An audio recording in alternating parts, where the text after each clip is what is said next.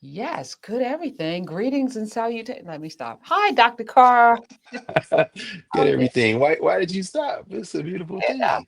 I want to be, I felt like I was being phony, a little bit. Oh no. Num, num, num, num, num, num. People Hi. say peace and blessings and they Yes. say salutations. I think people Uh, mean it. Those positive languages. We say hello. I mean, But yes, it's good to see you. Good to be seen. Good to be Yeah, seen. good to be seen and not viewed, as they say. Yes. How about that? How about that? Yes, Yeah, it yeah. it has been an interesting time that we're having. Very much so. Very much so. Yeah. It's been for here in Dayton. I decided to come over here instead of setting up over at Ebonea. A lot of Nubians are here in town. Folks are coming in What's happening? from And they, well, it's the Martin Delany weekend. So we'll be going to the National Afro American Museum and Culture Center in the morning, where we've come from before. I was looking back over the years and looking at the compendium. And by the way, the good brother Ken Richards has done yes, an I was just incredible going to job. say, can we? Would you say something about that? I mean, this space that we're in can only happen because when we talk about bringing a break, people have shown up. One person can't imagine all of the things. It is a No. requirement of everyone to imagine more, to imagine more. So, first Ahmad came during in class with Carr when we were Yes. early days, and we were like, "Who this guy?" And Yeah. so, Yeah. I'm always suspicious. yeah, Like, who who is this who's guy? this Urias? And then Paul Yeah, vouched yeah, for us. who Oh, this okay. guy? Well, he good with Paul. He good with Yeah. me. And then it's like, oh, this guy's perfect. Yeah. Yeah, but so then people show up, and then Ken showed up, a man of a certain age who has wisdom and depth of knowledge, who has put so much time in that compendium. Oh, Like the work he and Ahmad have done is I couldn't imagine that. Do you know what I'm saying? no. And then when you see it, the thousands and thousands of pages of connecting the dots so that you can search, and then this is just the beginning what's coming next, and this is how things grow. There's not like we have been conditioned for top down, some stable genius to come up with all of the ideas, and we follow somebody. No, no, it's the opposite. We are all seeds. We are all bringing something, sprouting something, germinating something, spreading and growing and building, and we can only do it together to its fruition. Like it, none of this can happen without that. So Ken is retiring. Um, and that's another thing when you get to a place where you have to, slow down. Some of us need to, take heed. I'm talking to myself too. Take heed, take time, and do all of the things we're supposed to do so that we can live as full as we can a life, because we're supposed to do that, live it abundantly. But he contributed greatly, something that I don't think we could imagine having done. So I want to thank him publicly as well. You sent a beautiful, beautiful message that we shared with him as well. But Oh, excellent. Yeah, I'm gonna reach out to him separately as well to thank him because you can't imagine um what it means, all these conversations we've had, and then you look at a document and two things come to mind. First of all, is all the people that didn't happen to or for. Anderson Thompson comes most immediately to mind. And then the people who have done work like that. Think about my good friend and the good brother Adesai Makalani, who's here. He and his wife are here. I just left them, who is the master transcriber in terms of week by week. In fact, he said his computer was on the glitch and he's got to get the battery replaced or something. He said, you know what was on it? And I said, what? He said, well, I'm up to 272 because he's been transcribing all of these. He said just separate. That's what he does. He just practices transcriptions. He of course worked with African information systems. So Amos Wilson's books. He's one of the partner, one of the two people who have transcribed because we have Blueprint for Black Power in part because of Adesai Makalani. So he is the master transcriber. So I mean, I think about that. And so Baba Ken is just, you know, that's the first of the two things to see what we've talked about transcribed and then indexed and then cross-referenced and then time-stamped. Um, and this is for everybody who thinks that you can do that quickly. You can't. You simply can't. And then the other thing that comes to mind, of course, is, and this is for the folks who would think that it's easy to do that kind of work. I don't use the word sacrifice. It's an honor, it's a privilege to be able to do study.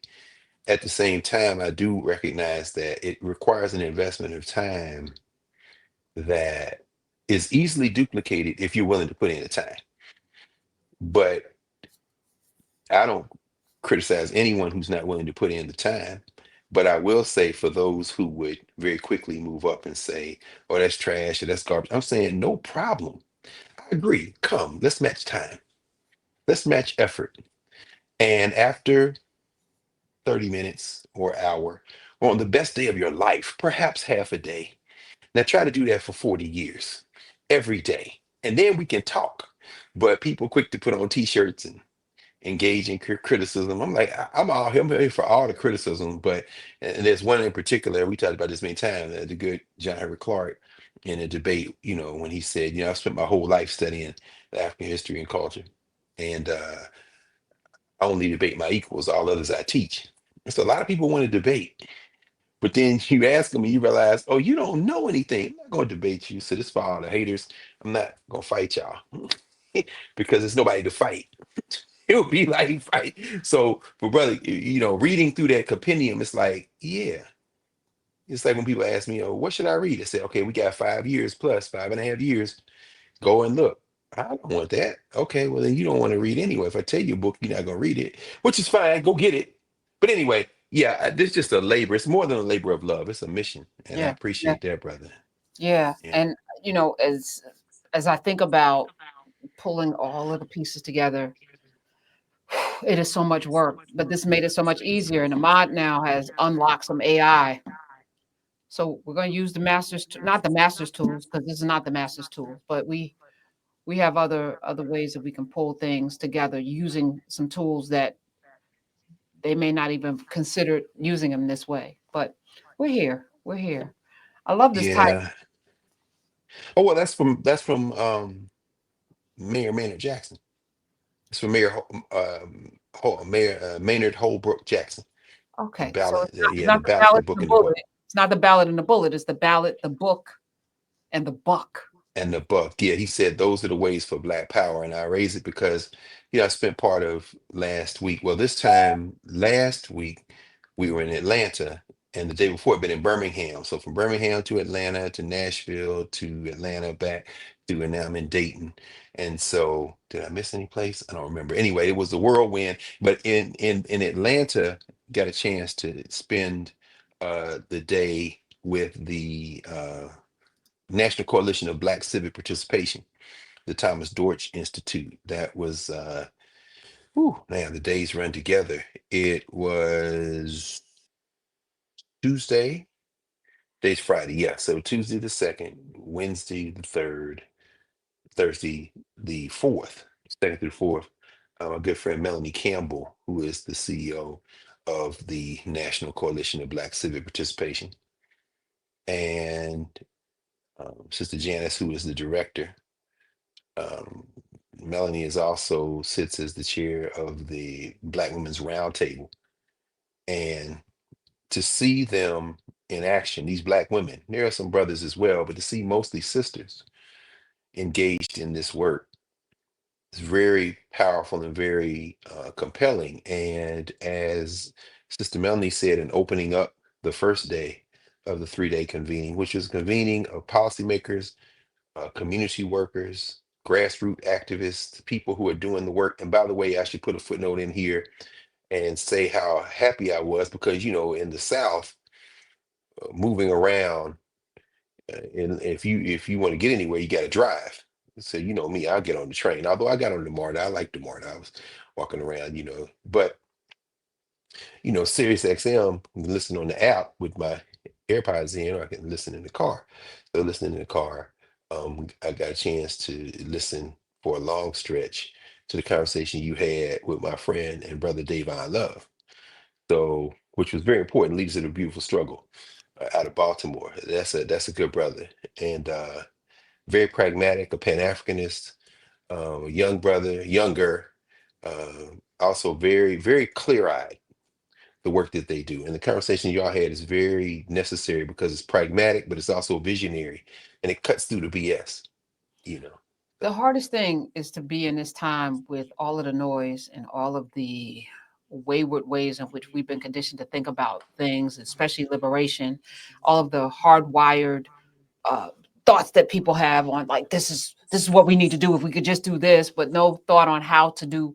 So I made a commitment at the top of the year that we were going to double down on activists, and I would just search for the people in all of these places. And he came across because I'm searching and looking, and so I test people out to see if they're full of crap or if they if they have a certain agenda, because people have organizations. Sometimes it's really either about themselves or about money or position themselves Yes. the things. But from the moment I spoke with him, I knew that he was rolling up his sleeves, and especially when he said it's not a nonprofit, we are for profit. We're not. And I love that, how and why he's doing that, the way he's doing it. And it makes perfect sense. But yeah, Yes. he's fair, and he's fair. Yes. And as we were saying, these politicians are not our friends. We're Nope. not there to put them on pedestals or to ask them for things. This is a resource and rights position, and That's we have right. to treat them accordingly. Are you going to do this, this, and this? These are the things we need. Are you going to get them done? If not, and even with the reparations thing, he was like, "Oh, I have a whole other list." Okay, you really want to help us? Okay, it's about the Right. budget. Well, here's some other things you can do. Here's some other things you can do. And Love like you all saying, he said you don't go to a politician to ask them how to help. You go to a politician and tell them this is what you do. It's very simple. It's very simple. It's not hard. It's not hard. It's the conversation we were having in Birmingham a week ago yesterday with the National Organization of Black County Officials, the NOBCO. The idea that policymakers, you go to policymakers with the agenda.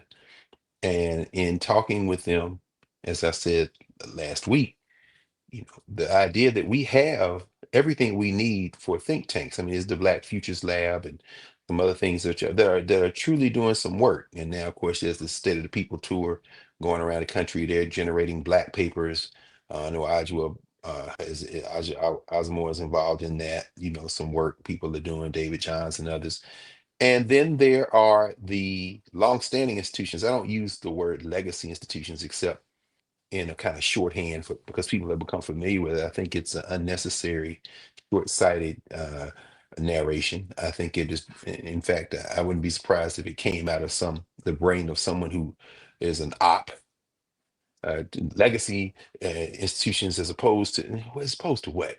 Harvard's a legacy institution. The Heritage Foundation's a legacy institution. Don't be stupid with people. But the idea that we have these historically black colleges and universities, a half dozen law schools, 4 medical schools, and to be able to pull elements together to have think tanks that can draw from expertise is something that we need now more than ever. But when you're going in with a politician, you have ALEC.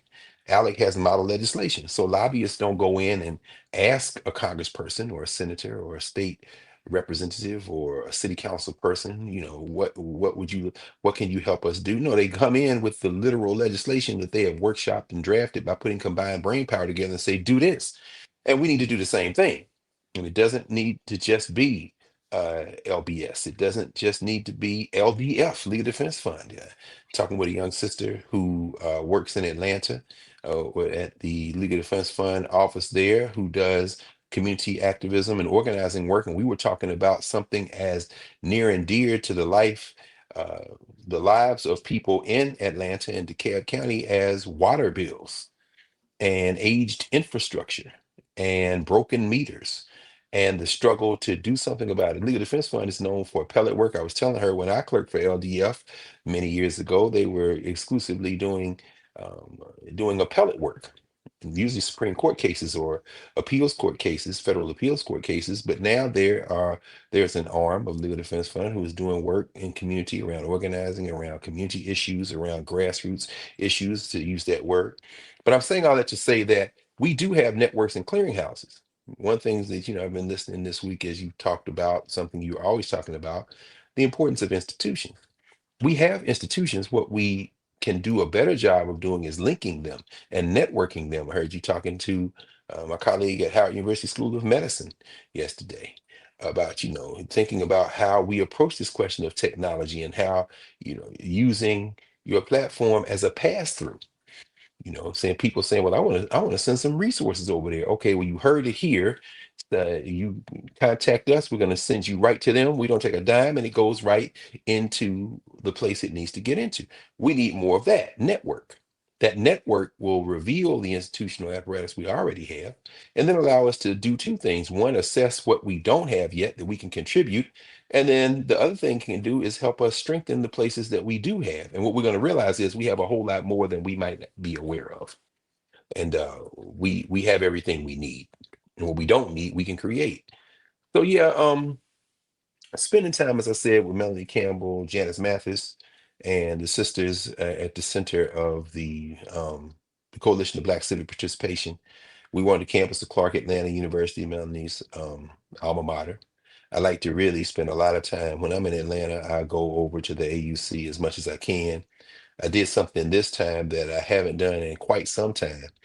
I walked past the real estate violence of the Mercedes-Benz Dome and the Black community, partially that it partially displaced, went up by the old YMCA and YWCA, the YMCA named for E.A. Ware, first president of Atlanta University, and then the Phyllis Wheatley YWCA right next to it, and then crossed the street and spent some time sitting on the campus of the former Atlanta University. The buildings, some of which have been repurposed for Atlanta University, originally reverting back to them, and others that have been retained by the school that is there now, that was started in 1881. I hadn't been over there in too long, and that, of course, is Morris Brown College. Morris Brown, which never closed its doors, Morris Brown, which did lose its accreditation for a time, which meant that it could not receive federal financial aid funds from students.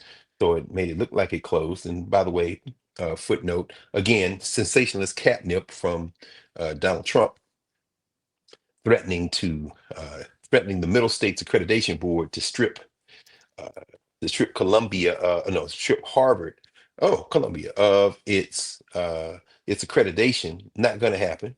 Middle States is the same institution that accredited Hunter College, where you worked, in Howard University, where I worked, and Columbia and Harvard. No, it's just not going to happen. But the idea that you would threaten a university with taking its accreditation, what that means if it becomes unaccredited by Middle States, that means it doesn't qualify for federal financial aid if it's not an accredited institution. Well, Morris Brown lost its accreditation for a time, which sent its finances into a tailspin, but it never closed its doors. And Morris Brown is fighting its way back. So to sit there on that campus, which its main building, which is now known as Fountain Hall, belonging to the Atlanta University, that's where Dr. Du Bois uh, worked. That's where he sat. That's where he worked. And sitting there on that campus to, spend a little time there thinking about Du Bois, thinking about, that's where Mario Beatty was chair of Africana Studies, while his partner, Lethe Watkins, was over at Clark Atlanta, and I hadn't been at Morris Brown for a while. And I was on my way back over to Melanie and them at Clark Atlanta. But of course, before I did that, I went over to Morehouse, which is right across from Morris Brown, and spent some time in the King Chapel there before the site where the ashes of Howard Washington Thurman are interred, and his wife Sue Bailey Thurman. Um, Walked up to the gravesite of Benjamin and Sadie Mays. Some time reflecting there, the great Benjamin Mays, and of course Lamont and I talked with Senator Warnock, Raphael Warnock, because I spent Monday of that last A week small on Auburn Avenue. Um, Spent some time walking, went past Ebenezer, went in, sat and listened to the Park Service Ranger. I've been, I say, between Birmingham, we went over as we talked about last week, um, to the motel complex owned by the man for whom the book Black Titan was written, A.G. Gaston. Between that National Park Service site and 16th Street Baptist Church, and of course the Civil Rights Institute there in Birmingham, and then coming to Atlanta and spending time. Dr. King's birth home is under some renovations and repairs, but right next to it is the gift shop for the National Park Service. And then you come up the street and come up Auburn Avenue, and you have the old Ebenezer Baptist Church, and then across the street where Reverend Warnock's pulpit is, in the bigger, newer building for Ebenezer Baptist Church, and then that's connected to the large National Park Service site. So I spent a lot of time talking to a lot of rangers this week. And it was a good thing. I love talking with park rangers from the National Park Services because, you know, the majority of them that I've encountered are people of African descent at the Black sites, which is where I spend a lot of time. The sites are dedicated to people of African descent. And, asking them how things have been going. I spent today over at the Paul Lawrence Dunbar home here in Dayton, Ohio, with two young brothers who park rangers there who operate not only the Paul Dunbar home, but the Wright brothers workshop and the interpretive center that's connected, that interprets the life of the Wright brothers and also Paul Dunbar, their friend. And so, I'm asking them the same question: How has these threats to cut federal workers? How is that going? And their responses have been uniformly the same. There have been a lot of retirements, but there haven't been any staff reductions in terms of forcing them out of their jobs, even as we see the courts ordering Bozo and his friends to restore jobs across the federal government. We'll be at the National, as I said, Museum, the National Afro-American Museum and Cultural Center, and down the street from the National Afro-American Museum and Culture Center, where the papers of Colonel Charles Young are housed, you find the Charles Young home. I'm gonna stop by there and talk to the park rangers there and see how they are going and doing. And these women and men, uh, overwhelmingly women and men of African descent at these sites dedicated to African people in this country, even as Congresswoman Jasmine Crockett had to help the secretary from wrestling with little American history lessons this week. They are reminders that the memory of African people is the fuel that has kept us going. And it's a very important thing to do, is to keep that memory going. So I bring all that up as a prelude to the fact, as I said, I left Morris Brown, went over to Morehouse, walked over to Spelman and the Morehouse School of Medicine, which are right next to each other, and then finished by going over to the Woodruff Library. Shout out to the Woodruff Library. My people over at the Woodruff Library was good to the librarians. Helped me. Just got a chance to speak with them, the reference librarian for Africana Studies. We had a long conversation. I'm looking forward to being in conversation with him quite often, in fact. And I love that library. It is a combined library for the schools in the Atlanta University Center, and then ended up at Clark Atlanta for the convening. And the thing I hadn't done in quite some time, because it had been some time since I've been over at Morris Brown, was to go to all of the universities in the Atlanta University Center, with the exception of ITC, the Interdenominational Theological Center, which I didn't get a chance to go to. So next time I go, I'm gonna hit all of them, all five. So ITC, Morris Brown, Clark, Atlanta, Morehouse, and Spelman. Um, but maybe I'll make up for it tomorrow if we get a chance after we leave uh, the museum, going to Massey's Creek Cemetery, passing by Charles Young's house. Maybe I'll go by the seminary, the AME seminary there, Payne Seminary in Wilberforce, Ohio. Kind of do penance for that. But one of the things Melanie said at the beginning of the convening, uh, she had given me my assignment. My job was to come and help open the first day of the convening by talking about Reconstruction, lessons we could learn today. And then there was a conversation immediately after. I kind of opened up with a number of people. Other people gave remarks, Mort Morial and Kimberly Crenshaw and others. It was a good conversation. And then a number of panels, people started talking about this question of, pragmatic. How do we apply um, work? Shirley and Charles Sherrod's daughter-in-law, who's done some incredible work with Oxfam, was talking about land sovereignty and self-determination. Very important. Again, with people who are actually doing this, who are thinkers, who are writers, who are teachers, and who are combining all of that with the practice. So what you're seeing is very, very, very clear-eyed, plain language, solution-based thinking, which is in itself a liberating work. But in that process of having conversation, Melanie opened the convening on the second by saying that I worked for Maynard Holbrook Jackson. And I was smiling about that because I had just come, as I said, from Auburn Avenue, and there is a metal head, a sculpture of a head, right down the street from the Auburn Avenue Research Center, which I'll mention a little bit later. If you ever get a chance to go to the Auburn Avenue Research Center there in Auburn Avenue in Atlanta, please do. There's a great exhibit there right now, new exhibit dedicated to the life and work of the ancestor Philip Freeline, one of the great architects of the 20th and early 21st centuries. Um, I knew many of the buildings he had designed, but to see them together in one place in an exhibit, if you're in Atlanta, go by the Auburn Avenue Research Center and see this exhibit because a lot of people know that he was part of the creative team along with David Ajay and Brother Bond, who designed the National African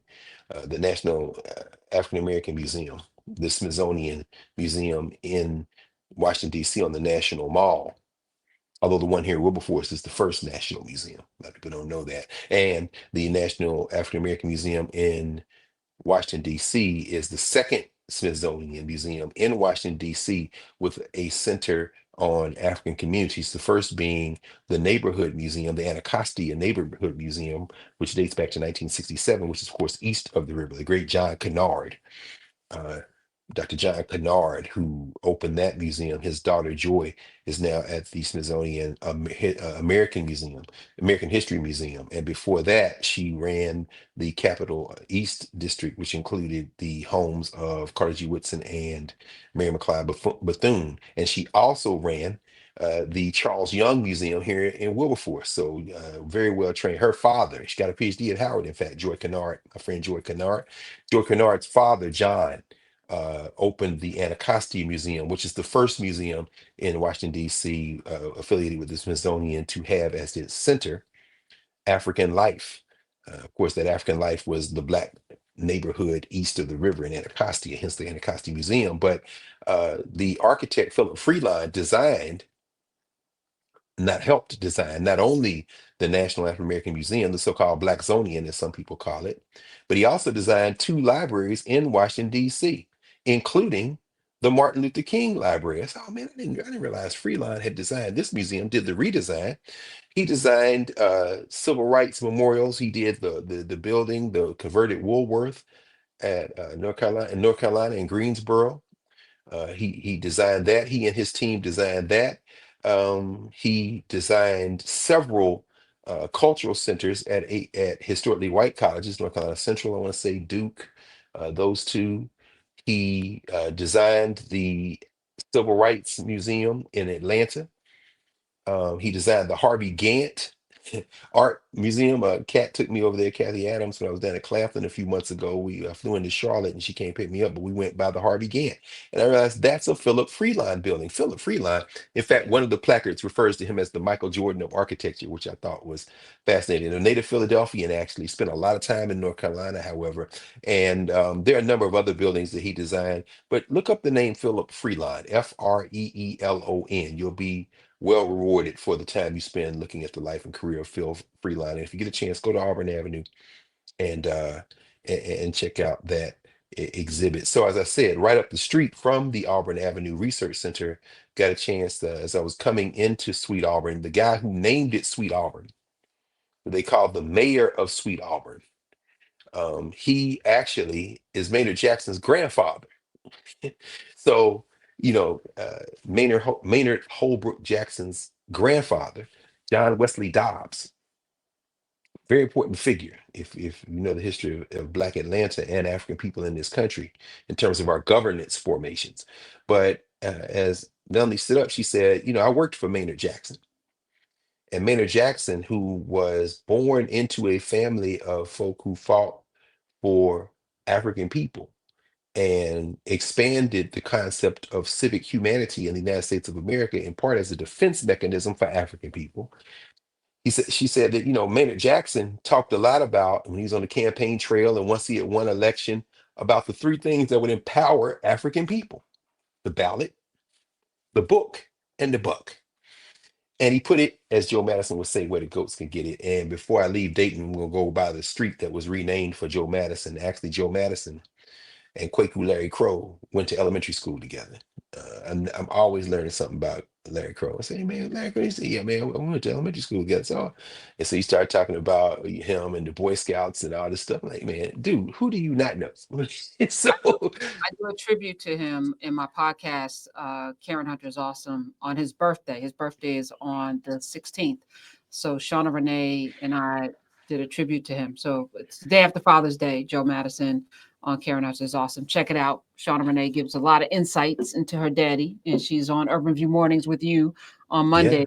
Yeah, I beautiful. get to be on with her thanks to you. Yes, ma'am. Yeah, please, y'all check that out. Please, please. That's Karen Hunter is awesome. Women's Empowerment Network. Again, very clear, as we call it, clean glasses of water, and reminders that we have been out here doing this work for a long time, and it can be sliced and diced by demographic, but at the end of the day, it's about community. And yeah, I look forward to hearing that conversation. That's just very powerful. Yeah, and when Melanie asked me to come down, it became a kind of, and it just so happens every year this has kind of emerged since COVID, the idea of coming south and going different places. And I was going to come to Dayton and Wilberforce for Delany, but and Birmingham and then Atlanta and then going to Nashville. Me and my aunt had her ritual of transition into eternity. Lillian Smith, she made transition. My aunt Possum, as we called her, Aunt Pa. And you get to see all the family there. And before we left Cookeville, Tennessee, we actually found, I looked it up and done some digging. I had never been to the small segregated cemetery where my father's mother was buried. My grandmother, she made transition from a brain aneurysm at age 48. And so to go to my grandmother Della's grave, we found the grave. So my sister and I, my niece, my cousin, we, after the rituals and everything, repast, and he said, "Come on now, we're not going back without finding this grave." So we went and found it, and there she lays. She made transition at age 48 in 1950. That was 15 years before I was born. So, but to be in that space and then to, listen to the family talk about what it meant to be African people in East Tennessee in the 1920s, 30s, 40s, 50s. There are three of them left now in terms of siblings out of 10, my father and his sisters and brothers. And to be in conversation with them is a very powerful thing because it is a powerful reminder that our people, the genius of African people, isn't in the representative figures.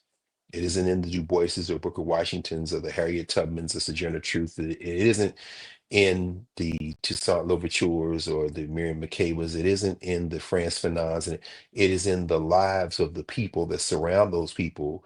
And when they tap into those lives, which we would often sadly narrate as ordinary lives, what that quote unquote ordinariness reveals is the genius of our people. And so when we talk about great writers, Toni Morrison or James Baldwin or Chinua Achebe or Ngugi wa Thiong'o, when we talk about great musicians, whether it be people like Jimi Hendrix or John Coltrane, Nina Simone, when we start talking about great visual artists, whether it be Kerry James Marshall or John Biggers or Carrie Mae Weems, when we start talking about these great cultural meaning makers, what they are really doing is sinking and immersing themselves in the genius of our people and then revealing us to ourselves. And it is often what we would call the ordinariness of Black life, that where the genius is contained. And so, standing there at that grave in that small cemetery with what looked like maybe several dozen graves, and quietly little strip of land, and thinking about the fact that my grandmother's remains have been there now for 75 years, and that while her spirit is everywhere, uh, her blood and bone created the blood and bone that created me in partnership and community. And it reminds you that our ancestors, we talk about being our ancestors' wildest dreams, and of course we are not, but we are their dreams. And what we do with our inheritance will define what our lives are and how whether our lives have meaning. That is, we are surrounded in a community by a society that centers the individual. that centers our experiences as opposed to our connections to other lives. And so thinking about Melanie and thinking about the ballot, the book, and the buck over these last few days, and thinking about it in the context of Black self-determination and apartheid, I started with remarks that I gave last week. And I've been thinking a lot about Du Bois, Dr. Du Bois. And this is why, again, this space is so valuable and so important for us because it allows us to remember and it allows us to convene.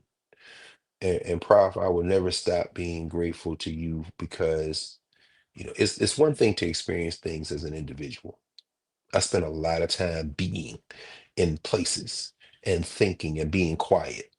Today, walking into Paul Laurence Dunbar house and seeing so many people who listen to Sirius, so many people who are here, who are Nubians, who are narrative, people who are everywhere, and who bring that to bear when we are in community with each other. Got a lot more. We'll talk a lot about this a lot more on Monday night in office hours, but you know, to think about what it means to be in community. You know, I'm grateful to this space because I spent a lot of time listening and being in Columbia, South Carolina, when Dr. Reba Kelsey, gave the Lister Belt Milton lecture a few months ago, back in the spring, and I went down there and with her, and we were on the campus of Benedict College and then Richard Allen University, and of course, just saw that the busts of the 9 folk who were murdered by Dylan Roof, the so-called Charleston Nine, and Mother Emanuel, 9 busts, 9 bronze busts were revealed on the campus of Allen University. I was there a couple of months before they did it. They just did it this week to honor them and to memorialize them. Very important moment. Well, across the street, of course, Benedict, the chapel where Dr. Du Bois in 1943 gave the famous speech, Behold the Land, where he talked to the Southern Negro Youth Conference, the first SNCC. It's very important. I thought about that as I was in Atlanta this week at the conference, and I began my remarks on the ballot, the book, and the buck by referring to Dr. Du Bois. And it was at that moment as I was kind of thinking about what I was going to talk about, not 1943, 1946, October the 20th, 1946, Dr. Du Bois's speech, Behold the Land, when Dr. Du Bois opens that speech by saying the future of the American Negro is in the South. And that's absolutely true. It is in the South. 327 years ago, this was 1946, they began to enter what is now the United States of America. Here they have made their greatest contribution to American culture. And here they have suffered the damnation of slavery, the frustration of Reconstruction, and the lynching of emancipation. Du Bois says, I trust them then, and I trust that an organization like yours, he's talking to these young people, overwhelmingly Black. Close to 900 people came to see him speak that day in Addison Chapel on the campus of Benedict College, and it's still there. I stood there. In fact, I spoke in Addison Chapel, gave the Lister Belt Milton lecture maybe about 15 years ago or more. But he said, I trust then that an organization like yours is going to regard the South as a battleground of a great crusade. Here's the magnificent climate, he says. Here is the fruitful earth under the beauty of the southern sun. And here, if anywhere on earth, is the need of the thinker, the worker, and the dreamer. The thinker, the book, the worker, the ballot, and the buck, and the dreamer. Again, back to the book, the question of learning and education. Du Bois said, this is the firing line, not simply for the emancipation of the American Negro, but of the emancipation of the African Negro and the Negroes of the West Indies. Again, Du Bois thinking globally, even as we act locally. Very important to remember. For the emancipation of the colored race and for the emancipation of the white slaves of modern capitalistic society.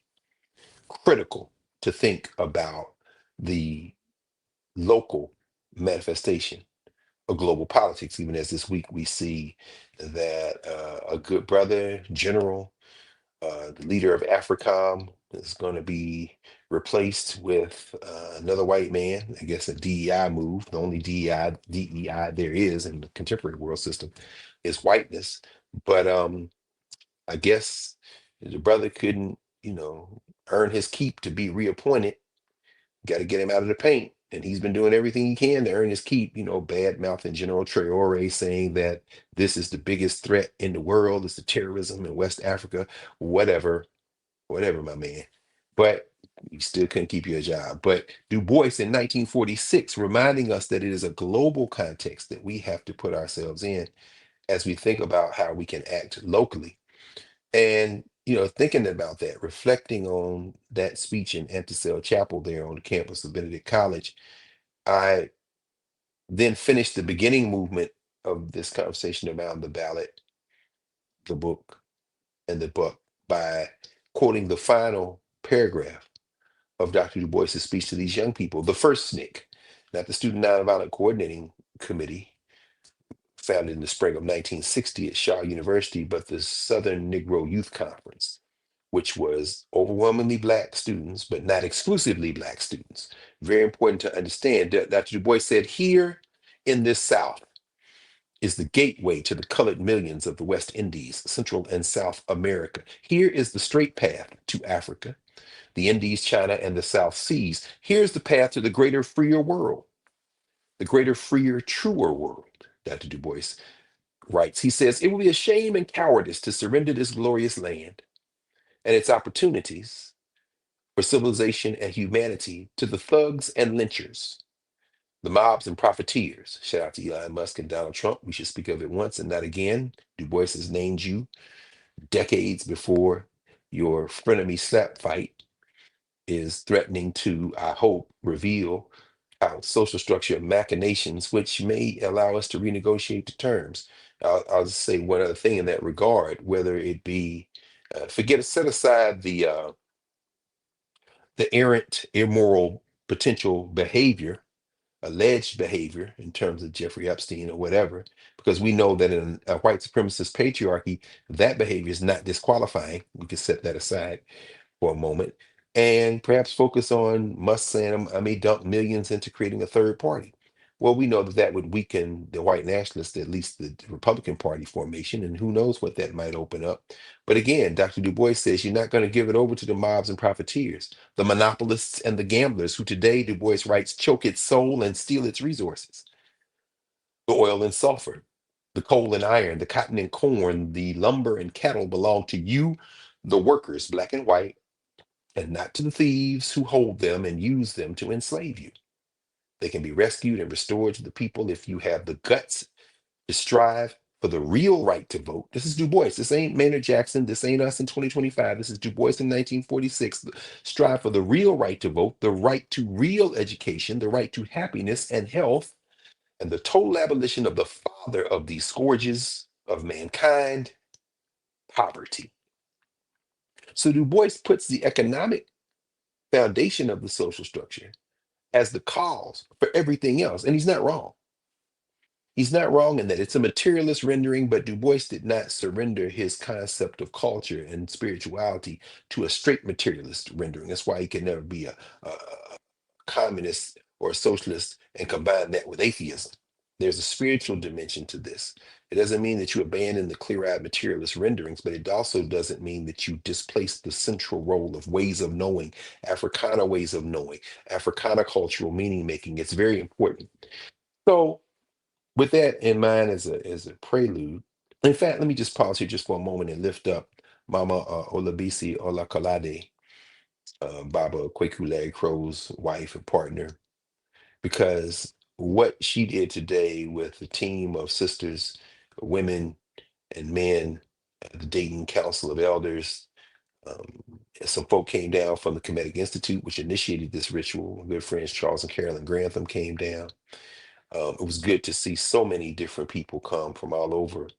But what they did today, what Mama Olabisi did in putting together a curriculum for 4 or 5 hours of deep study, quality time, and community surrounding with a couple of dozen students from the Dayton area, many of them high school students, and middle school students, and a smattering, maybe about 5 or 6, who were just old enough to walk to just about ready to go into the first or second grade.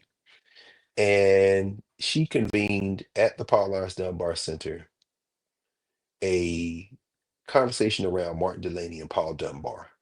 All those students toured the Dunbar home, which I encourage everyone to do if you ever get a chance to come and do that. And then they sat down to work. Mama Labisi put together a beautiful curriculum around the life and public service of Martin Delany. And those students broke down into 5 groups of about 5 or 6 apiece. And they studied Martin Delany and then presented Martin Delany and made Martin Delany's life and work relevant to their lives. I took a little bit of video. I shared few clips with you, probably think one clip.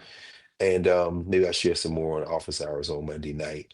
What it really showed was the importance of study and how, in very much real time, you can help young people become familiar with a glimpse to allow them of their memory to get that momentum of memory, and then you get out of the way and watch how that engenders a thirst to know more, and also allows them to connect their lives to the living past.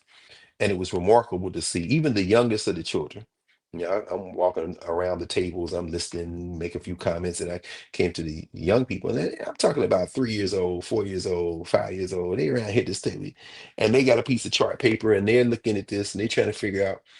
And so, asking them, their assignment was to wrestle with Martin Delany and the question of citizenship, because of course he wasn't a citizen. And as Baba Larry, who commented as each of the students made presentations, what Larry did was comment on their presentation. So you saw this dialogue with a first-rate scholar and one of the most well-versed persons, not only in the history and life of Martin Delany, but the 19th century and beyond. Again, this is Larry Crow, who has done more than half the interviews of the 4,000 plus and growing history makers interviews.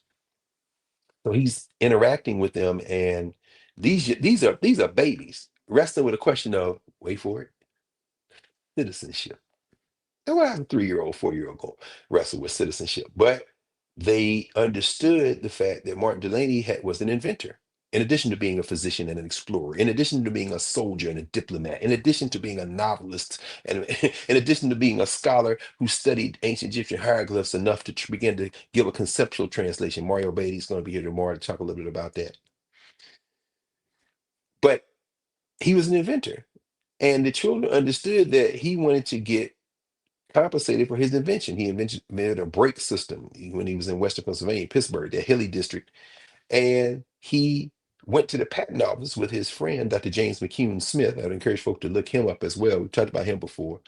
I think maybe in relation to the Colored Orphans Home. I don't remember. But anyway, physician at a time when most people didn't have MDs. And this black man got one in Scotland at the University of Edinburgh, came back to the United States. But Larry was walking them through some of this, and these young people are sitting there, a couple of them old enough to read and who could read, and then is sitting around trying to work through this. And uh, he went down to the patent office with James McCune Smith to get a patent for his invention. And they told him he couldn't have a patent because he wasn't a citizen. And not only could he not get one because he wasn't a citizen of the United States, he couldn't get a patent because if he were a citizen of any country in the world at that time in the 19th century, he could have received a patent in the United States, but he wasn't a citizen of anywhere. So the question was raised to the young people, how does that make you feel? These are little children. One little boy said, it makes me sad. That makes me sad. That seems like a small thing, but in the mouth of a 4 or 5-year-old, why does that make you sad? Man can't be fully human in the world. We would surround that with a lot more words, but what we would never do is outpace, outstrip, or overmatch the feeling. Now you have to balance that because it can become very easy. It can very easily become something that engenders a sense of victimhood and trauma in African people. But the life and public service of Martin Delany, every day of his life just seems like not only a refuting of the idea of Black inferiority, but a setting of a standard, a representative standard a representative standard that would say we are all capable of this.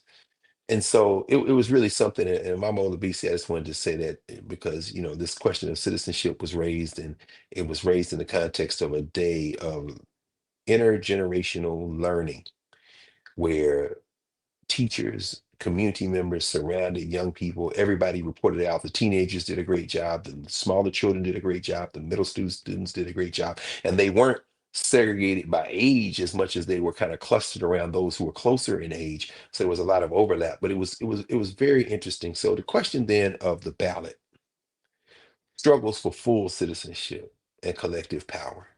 Start with this question of what does it mean to be a citizen? A citizen is not the gold standard of humanity. And I've said this before, talked about it in the context of the 1619 Project Symposium that was held at the National Museum of African American History and Culture. And one of the things that I talked about one of the many participants, my friend Nicole Hannah Jones, and invited me as to be part of the conversation. And I said, citizenship isn't the gold standard of humanity. It's a really recent phenomenon. It's a recent concept. What does it mean to belong to a community? And, citizenship, if it's going to mean something, has to allow itself to be a gateway to a fuller concept of humanity. I mean, if you are a citizen, other people aren't, how are you going to intervene to improve the lives of not only citizens, but everybody? That's why the 14th Amendment is so important. And you can find evidence from every era of the relatively brief existence of this settler state called United States of America, of how we as African people have linked ourselves to global struggles of African people, and how we have also tied ourselves to improving our common humanity, regardless of whether you were a citizen or not. Citizenship, in other words, is a means to an end for African people. It doesn't begin or end with the question of citizenship, particularly since our citizenship is still suspect in this country. Make no mistake about it. The little Marcos and the Pam Blondies and the rest of these criminals, the Stephen Millers and the Stephen Bannons, they're not going to stop with the question of birthright citizenship. They will soon attempt to hatch a plan that will strip people who have been in this country a lot longer than they have. You saw the German Prime Minister, Merz, coming to the public housing known as the White House this week and presenting Donald Trump with his grandfather's birth certificate. His grandfather, who was born in New York. No. Oh, yeah, his grandfather was born in Germany. The point is that many of us who have been in this criminal enterprise longer than they have, oh, the attack won't stop with the people who just got here or the people whose parents just got here and they were born here. No, it will continue until there is some attempt to say that we will have loyalty oaths. We will have other ways of determining who can and can't be a citizen. Trust me on that. But, the question then becomes, how do you think about belonging? So the ballot becomes a tool, a weapon in attempting to not only fight for the least of these, to fight for the most vulnerable in this society, but also to expand the concept of humanity so that you can put a floor under everyone. We have no choice but to participate in electoral politics. We have no choice but to participate in using every tool we can to bend the polity to the will of the people when that will coincides with the better angels of our nature, with the better concepts. And that is not a concept from James Madison or John Locke. That is not a concept from Thomas Paine or Thomas Jefferson or Rousseau or Montesquieu. That is not a concept from Magna Carta or Athens, Greece. That is a concept to repurpose what De Rolando said in Sinners that we brought with us from home. And home is not this place. We live here, but we came from somewhere else. And the place we came from looked at community very differently. Wasn't perfect.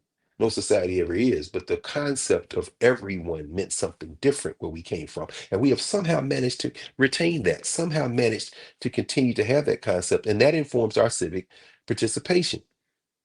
We have not shrunk our humanity to fit the white republic. That's the fight over the 14th Amendment. As we've talked about in office hours, there's no concept of citizenship that has been identified yet in ancient African societies like Egypt or Kush. There is, or Nubia, there is no concept. There's a concept of belonging, but the idea of presenting papers or somehow, no, that comes from a different place.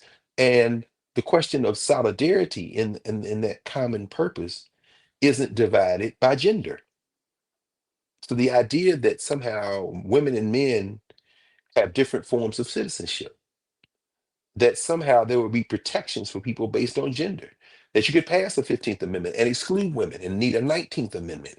I was rereading Manisha Sinha's book on the rise and fall of the Second Republic, her reimagining of the history of U.S. Reconstruction, which in some ways she says extends what W.E.B. Du Bois was doing and globalizes it a lot more than Du Bois did, although Du Bois did globalize the concept of U.S. Reconstruction. She would put the end of U.S. Reconstruction not in 1876 or 77 with the Hayes-Tilden election, but 1920 with the passage of the 19th Amendment. And of course, I would then go on to think, well, if it's the 19th Amendment, then we know African women didn't get the right to vote with the 19th Amendment. They had to make it stand up with the passage of the Civil Rights Act of 1964 and the Voting Rights Act of 1965. Even as we pass in this first week of June, the anniversary of the James Meredith March Against Fear, the so-called Black Power March, we know that Black women didn't get the right to vote that could be exercised until way after the 19th Amendment. And so the question of gender solidarity begins to fall apart when you understand that for us, community is not a gendered concept.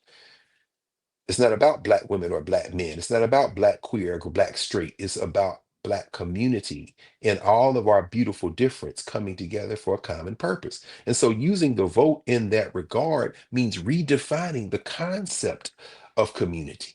If you want to try to shoehorn that broad concept into a word like democracy, fine for the short term. But we have to understand that Africana governance formations overflow that little concept of democracy.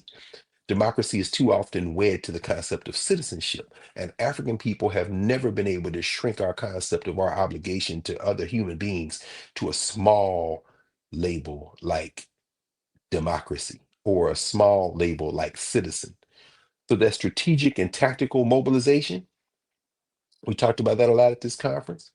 We got to look at voting rights litigation and ongoing legal challenges is only one of a series of ways to fight. To use that vote as a conduit, as a tool, as a cudgel, as a hammer, as a scalpel, however we need to wield it as a tool to improve the life chances of everyone. We can do it in the courts. We will do it in the courts. We can do it in the streets. We must do it in the streets. Reconstruction and that long view reminds us, when is the first Reconstruction? People would say the 1860s, maybe through the 1920s. When is the second Reconstruction? Well, some people could say the 1960s and 70s. People say we're on the verge of a third Reconstruction. No, I think what we're on the verge of is a second Civil War. The Reconstruction ain't here yet. In fact, I hesitate to give it a kind of ordinal classification, first, second, third, fourth. I hate, because then you think about this almost like a math equation or a rhythm, ebbs and flows, right? You have the so-called American Revolution, or what Gerald Horne would call the counter revolution, European colonies versus Europe. In this case, the British colonies versus their parent. And then you see African people begin to try to fight their way out of captivity in the governance formations. Then you have the social structures battling with themselves internally, coming to a head in the so-called Civil War, 1861 to 65. In the wake of that, you see African people again advancing this notion of a common humanity, defining what it means to be a citizen, but using the ways of knowing of community to overflow the boundaries of the old definitions, which is why I think Manisha Sinha would call that period not Reconstruction, but the rise of the Second Republic. She's borrowing from the French at that time. I would think of it, perhaps, I can't think of a correlate African term. The ancient Egyptians, the closest you might get is the Weheme Mesu, the repetition of the birth. But that would be problematic because, again, in an African context, what they did when they repeated the birth was go back to the foundational moments which led to the creation of the first string of connected groups that we will call collectively Kemet, or as the Greeks would call it, Egyptos or Egypt.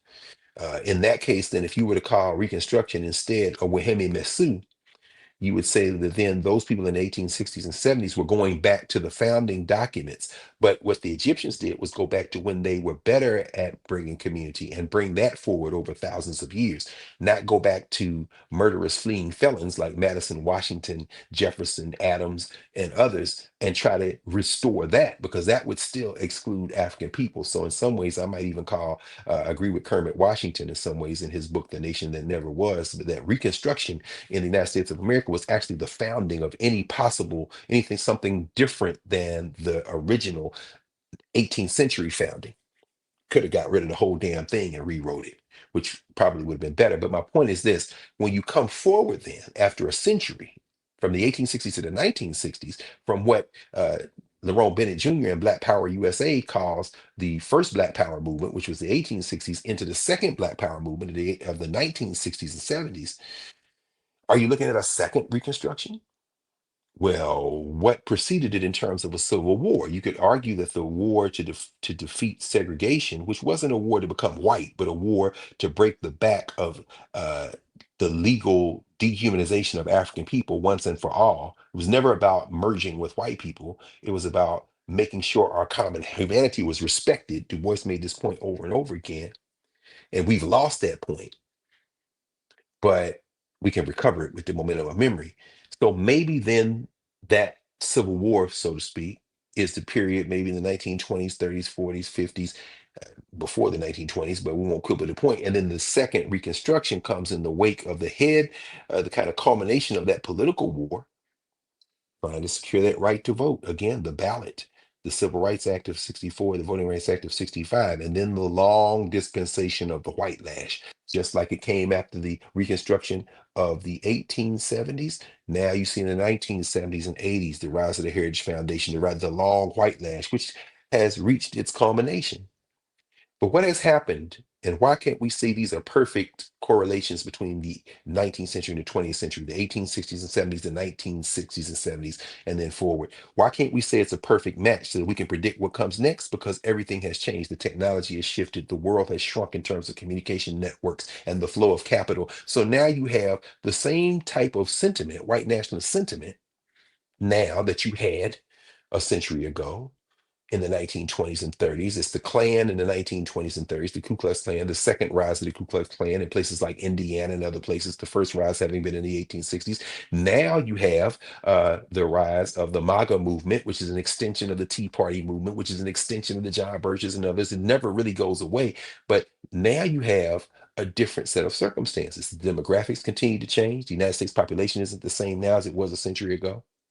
The people weight, the impact of capital is arguably much stronger now than it was then. Well, in the century ago, you had the robber barons, you had the thumb on the scale, you had the scandal in electoral politics, Teapot Dome, and so forth. But now you have one man, the so-called richest man in the world, fighting with another man, the so-called most powerful man in the world, the frenemies fighting it out, the money being tossed about and bandied about, the perception of wealth being tossed about and bandied about. But the world system now isn't the world system of a century ago, because World War I and World War II created the last gasp of dying European empire. What began in the 16th century, the age of Europe, what then after World War II was propped back up for one great walk in the sun, one last walk in the sun, the Bretton Woods agreements, the International Money Fund, the World Bank, and the United Nations, the political kind of architecture to try to knit it together, has become increasingly weakened by the fact that the people of the world, the 9/10 that are majority non-white, simply refuse to continue to persist under the old arrangements of the age of Europe as it continues to weaken. What does that mean here in the United States for those who would look at the ballot and scoff and say we can't get anywhere? Well, the power of the ballot is the power of civic participation to continue to overrun, to weaken, and ultimately to displace and renegotiate the terms of a white nationalist capitalist system that, in some ways, while it looks like it's at its strongest, might actually be at its weakest. They're fighting each other now. This might be our opportunity. The book, the second of the three, and I'll kind of hasten because I'm gonna get over here. Olabisi and Larry are signing copies of their new book on the Black history of Dayton. Brilliant piece for educators, for school children, probably a third to a fourth to a quarter of how long it could have been. Could have been a volume of 400 or 500 pages. As it stands, it's about maybe a quarter of that. Very tightly written. They did this together. Beautiful display of intellectual work from two people who really are exemplary figures in our community. And it's going to be held at the Abania Gallery tonight in Dayton. The great Bing Davis, the great artist, brilliant brother, Black Arts Movement, continues to teach, continues to work on a place that has an art gallery and has had it for many years on 3rd Street here in Dayton, which is next door to another Black art gallery. Just a beautiful place for gathering space. Um, Anyway, at any rate, so I'm going to kind of wind this up in a minute. The book, we talked about that. Education is liberation. It's good to be on the campus of Clark University, which has the HBCU motto as far as I'm concerned. I'll find a way or make one. And to talk about Black educators, Black institution builders, Black memory keepers. Just good to be in that space. As I was walking along Auburn Avenue, saw a sign, was reminded of the work of one of the city's early Black book people, librarians, sister by the name of Alice Duggett Carey. Alice Duggett Carey, Cary. Alice Duggett, Dugged. You see a marker for her there. She called along with W.E.B. Du Bois for the creation of the first library for African people in the city of Atlanta. And they successfully wrestled from the city politicians and Andrew Carnegie, a Carnegie Library. And that became the library on Auburn Avenue where Black folk went in the city of Atlanta. It was ultimately destroyed in part of the move to create the overpass that now cuts through Auburn Avenue, cuts off Georgia State. Well, they didn't cut it off. You just go under the overpass, destroyed many businesses, though. Georgia State University, and then you go under the overpass and then keep going up the street to Ebenezer and all that. Right there, it's very walkable. I left the campus of Georgia State University, in fact, walked up to it. As I spent all day Monday in the district sitting there and thinking. But Alice Duggett Carey was able to do that. And then, of course, passed on that responsibility, passed on that work to another sister, Annie McFeeters, who worked to gather materials by and about African people in one collection. That became the seed, the foundation for what is now known as the Auburn Avenue Research Center, another building designed by Philip Freeline, by the way, the Auburn Avenue Research Center.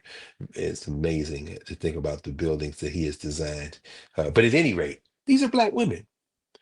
When we pour libation at the grave of Martin Delany, uh, right next to Martin Delany is the grave of Hallie Quinn Brown, a brilliant elocutionist, cultural keeper, who I've often referred to as a librarian, but she was not trained formally as a librarian, as Kwaku Larry Crow always reminds. Yeah, but she is often associated with Black librarians who wrote, she's featured in the book Women Builders by Sadie Daniel. But it's important to remember these Black women understanding the importance of the book. And it's something that I want to come to back to again and again and again.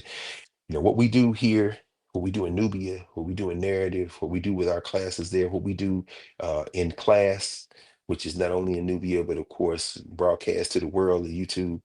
What we have been able to do over the arc of these years, what we continue to do like a metronome is remind people. Professor Hunter, you call it breadcrumbs, and it is breadcrumbs. We remind people that we have set a standard, that we created the first numbers and letters, that we brought into existence human thought and how to pass that thought from generation to generation to generation in material terms as well as mouth to ear and life to life. And what we remind folks of through these breadcrumbs is to give a taste, not not a complete rendering, but a small taste of what it means to be in community with each other. And it's interesting thinking about that because again, just being reminded of Brother Richards, Ken Richards, working so diligently at that compendium, to go back through that compendium and see that everything we've talked about is captured in that. I am well satisfied with those who would say that, one of the things, and I accept this, people will say, well, I flatten distinctions often. I don't use nuance, that I will make connections that are strained. I will freely admit, not even admit, I will freely acknowledge that there are times when I will err on the side of making a connection and not dwell on the distinctions in ways that it was just me thinking maybe I would. But I am quick then to join that after I look through a document of 1700 pages, continuing to grow and look at every mention of everything over the arc of 5.5 years, some in great detail. I'm very quick to also be reminded that I would have a care. It's one thing for John Henry Clark to say that to me, quite another for someone to say it to me who hasn't read, who hasn't studied, who's familiar with a name, but not much more, who knows a lot about one or two things, but hasn't done survey, and who hasn't, most importantly, spent that time life to life, spent that time place to place and sat and thought about this very deeply and listened very deeply to people, everybody from 2 or 3 years old. There was a couple of arm babies there today, just old enough to walk. One young sister had her little boy there. She put him down. He came running down the aisle. I said, "Hey man, where you going?" He boy came, jumped in my arms. I said, I'm not taking any serious course correction except that it comes from a place of generosity of spirit and thought from people who haven't taken the time to study something enough to know that what they just said don't make no sense. The best I can do for you is smile, nod, listen out of generosity, think about it, and then decide whether or not it's accurate or not. Because something's just wrong because you don't know. And that's okay. But don't come talking about what I'm not or what anybody else isn't for that matter. And you don't know enough to know that what you said sound real dumb. Because two things happen. Number one, you put yourself in a position where your credibility continues to erode. And number two, you lead people astray. And in fact, that's really number one. Forget the first one. It doesn't really matter. But again, this question of the book is probably the most important thing we do here. This question of reclaiming cultural memory, removing the centrality of one cultural lens. That might be the single greatest contribution of critical race theory as a concept, removing that one lens. But then we have to think about reclaiming Black memory. That's why I spend a lot of time with these spaces. Auburn Avenue is a site of memory struggle and survival. A.G. Gaston's place is a site of memory struggle and survival. And by the way, somebody put in the comments over the week, and I agree, I meant to mention Brother Gaston's Booker T. Washington network. He owned Black radio stations. But there's so much more we could have talked about. And so I just wanted to mention that because people have talked about that. And that reclaiming that memory in a global context. Our history doesn't start with the boats. We know that.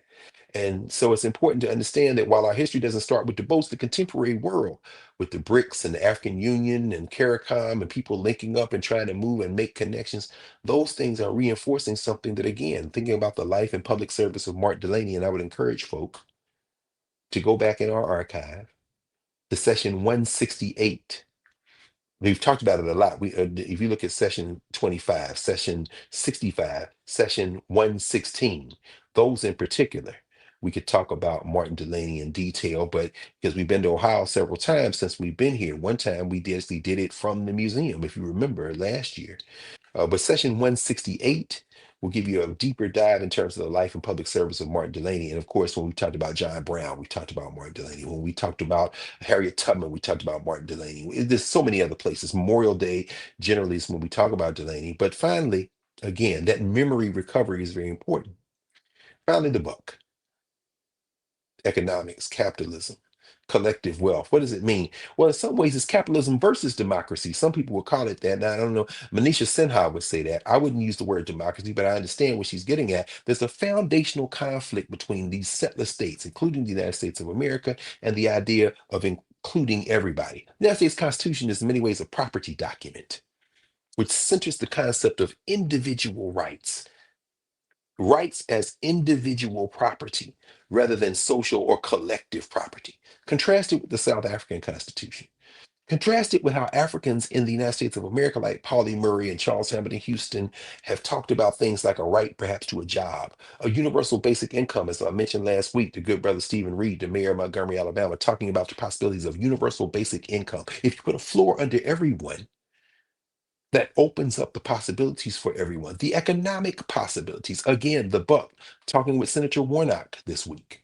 I asked him about the report that his office just released, which shows that Medicaid expansion connected with work requirements just make sure that what all that does is ensure that more people who are eligible for Medicaid don't get the help they need, the health care they need. In his home state of Georgia, which did not expand Medicaid, and in Arkansas, which did expand, except Medicaid expansion, you put the work requirement in, it doesn't force people to work, it doesn't create more. No, what it does is it makes people have to, they're not aware of all the reporting requirements, it gets confusing, they got to take time off, they got to do this, they got to do that, they kick them off their health care. And then he says, look at North Carolina, contrast Georgia and Arkansas with North Carolina. So Senator Warnock was like, yeah, when you look at North Carolina, where they have the Medicaid, but they don't have the work requirement, what you do see is it pumps money back into the economy. It actually improves job possibilities.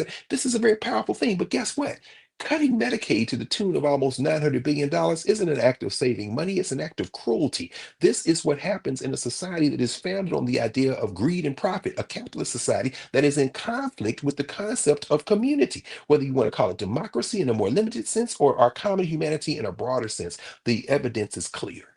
This country, this criminal enterprise was set up as an economic concern, and the political concern that envelops that economic concern will always choose the economic concern over the political concern. So public wealth will be stolen and privatized, whether it be the railroads in the 19th century, the indigenous land, segregation, or whether it be now trying to offshore as much as possible. $1 billion contract over decades with a prison that the mayor of Newark, our good friend Ras Baraka, is like, hey man, yeah, this thing ain't up to code. Man. So you're gonna put him in jail. And now you know you can't hang a charge on him. So you're just gonna try to dismiss the charge. No, he gonna sue you. Why? Because I'm gonna use the power of the courts to push back. We must always resist. And to my friends who would say, that my critique of capitalism doesn't go far enough, isn't radical enough, I would say to them, enjoy your dinner tonight because somebody else won't have any. Oh, I'm giving you a little catnip. I'm expecting this might be chopped up and put on a video for clicks and likes, but I don't care. Because at the end of the day, we have to grow up and think about the pragmatic concerns. We're talking about the buck. We all spend money. We all use money. You can be anti-capitalist. I'm an anti-capitalist, but guess what? I'm going to need to put some gas in the car to ride over see Baba Bing and them and Larry and Olabisi in a minute. What? And I ain't gonna be able to just fill up the tank and roll. Maybe the anarchists could say I could, but I'm gonna need to spend the night tonight somewhere thinking about something else because I got to talk about Martin Delany tomorrow. Don't want to spend the night in the street. And some people are going to spend the night in the street tonight because public wealth has been socialized, has been stolen and privatized, kind of a socialism for the elite. And when segregation became bad for business, that's when you see the courts get involved through the Commerce Clause. But it isn't a moral question. What is the irony of the use of the Commerce Clause of the federal Constitution to federalize protections because they are bad for business? The buck. Wealth, access, and structural inequality, it's baked in. Generational wealth. What is the myth of generational wealth when you start gaslighting people around the question of hard work and individual success?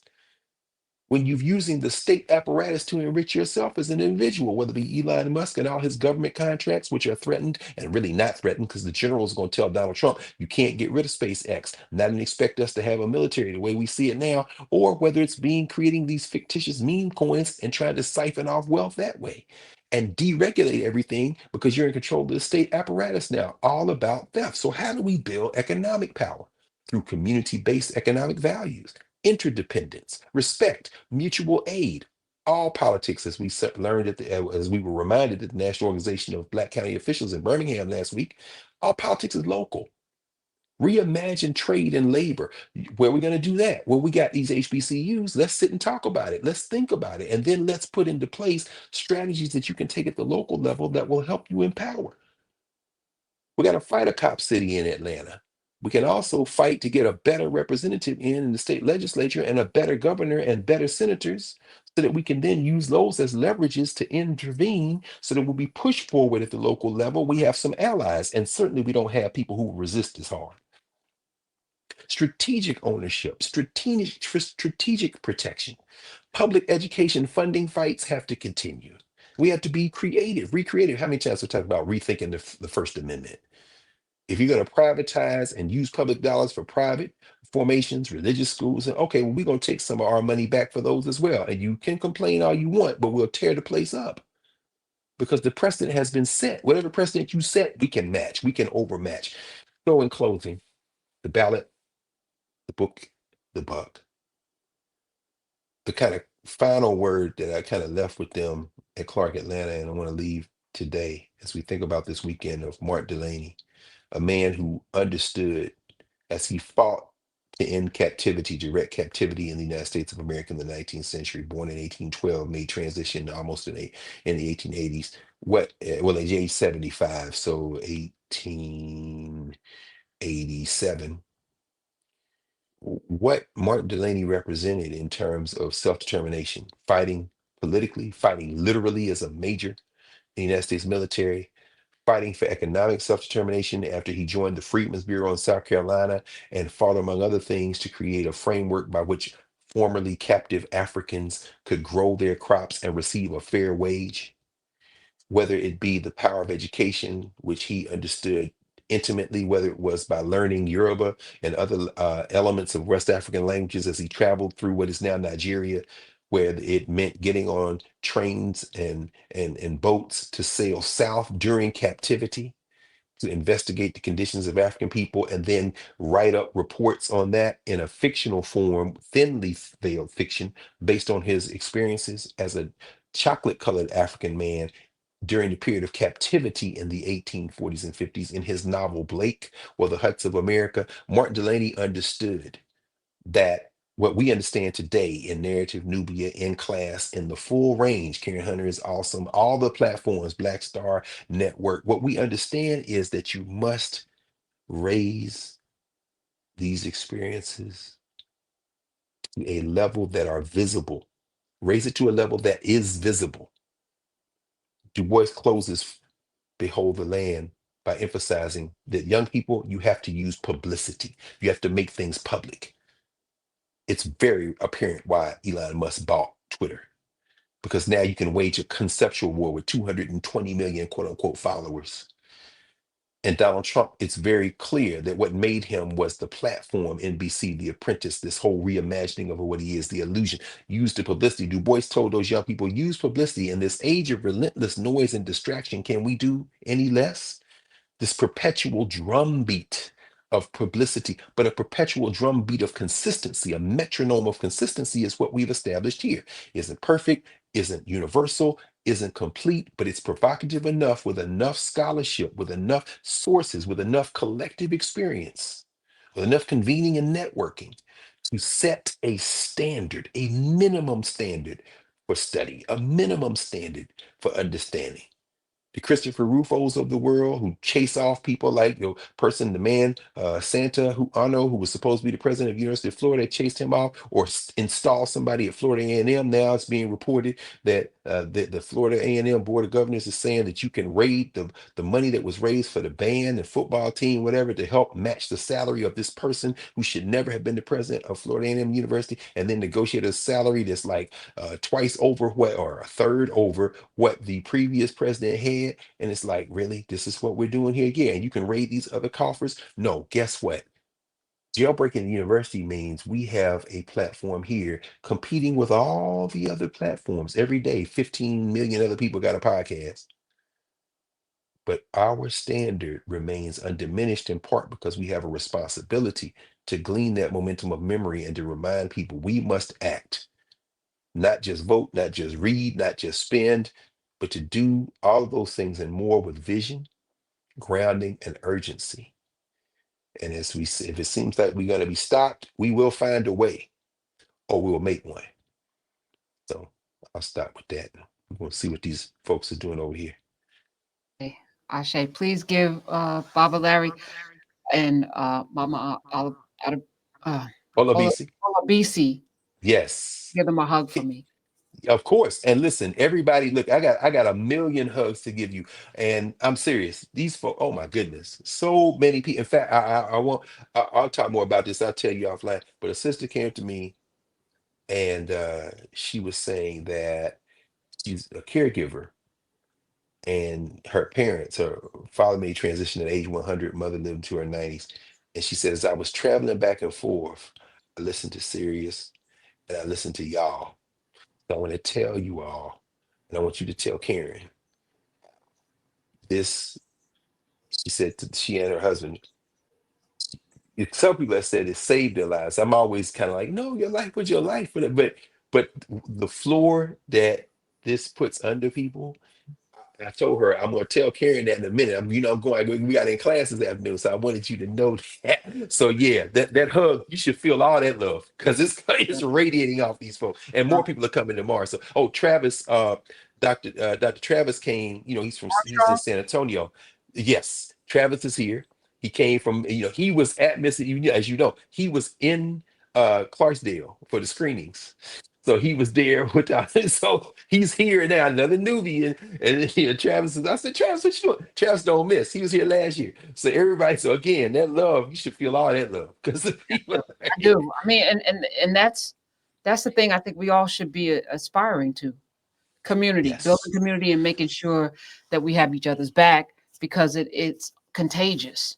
In the opposite way. Yes. I keep asking, science, for every action, there's an equal and opposite reaction. There's chaos and hatred and all of this stuff. The equal and opposite is up to us. Up to us. Raise it. Yeah. Up Yeah. to us.